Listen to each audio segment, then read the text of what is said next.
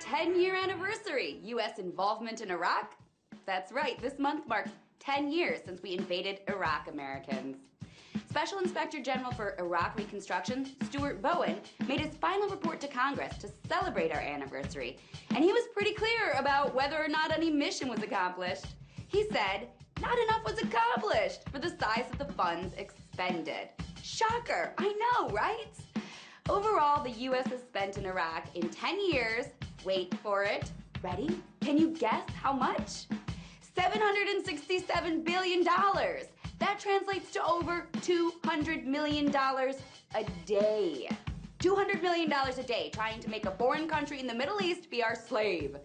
Here we are squabbling over providing our own citizens health care and retirement income and basic necessities. But for the past 10 years, we've been spending $200 million a day in Iraq. That's not cool, man. And the worst part is, Iraq is nowhere near being our slave.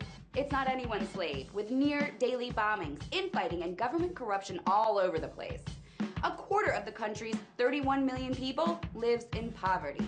Electricity and clean water are not something everyone enjoys there. So where do the $200 million a day go? Here are a few examples.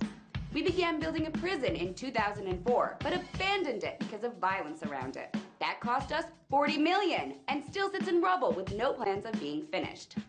We blew up a bridge during the invasion, severing an oil and gas pipeline. Despite a geological study saying that our plans to build a new pipeline wouldn't work, we went ahead and tried to build it anyway because oil, of course.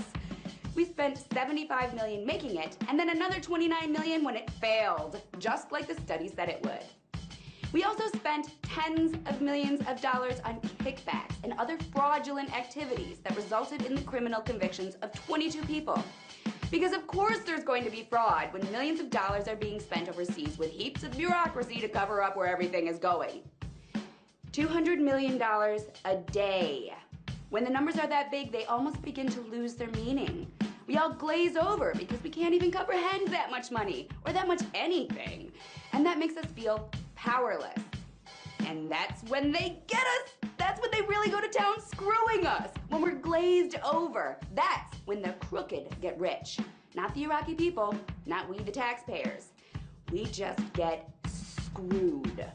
So it's pretty fitting that the traditional gift for a 10-year anniversary is tin. Because right now we could all use a little tin for the tin cups we'll need to rattle around whatever change we have left of our tax dollars. Tonight, let's talk about that by following me on Twitter @TheResident.